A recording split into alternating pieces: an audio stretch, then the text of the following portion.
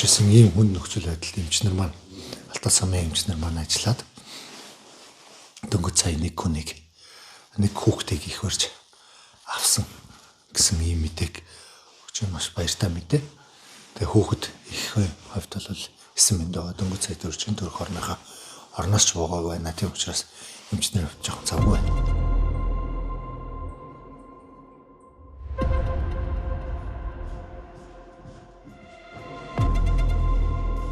Хүүхэд маань 8 цаг 43 минутанд төрсөн байгаа. Тэгээд өндөр орон дээр гараад яг их хүүхдээ аваад өндөр орноос буулгасны дараагаар яг тоог унтарсан. Тэгээд манайх болохоор нөгөө нөөцийн гэрлээ бэлтцсэн байсан. Тэгээд 12 вольтын гэрлээ залгаад тэгээд цаашаа хүүхдээ бол тасралтгүй үйл ажиллагаа явуулсан.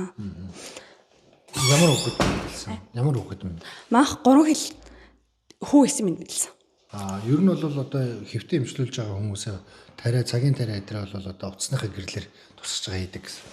Ерөөдөө бол нөгөө цагийн тариа маань яг 8 цагт эхэлдэг байгаа. Өглөө 9-өөс гэхээр заримдаа тогтой, орой бол өдрийн цагаар бол тогтой. Тэгээд орой бол тоггүй байдаг. Зарим үед бол нөгөө юм нөөцийн гэрлүүдээ асаагаад гарч идэн гэх мэтээ тусгаад тэгээд тариагаа хийдэг.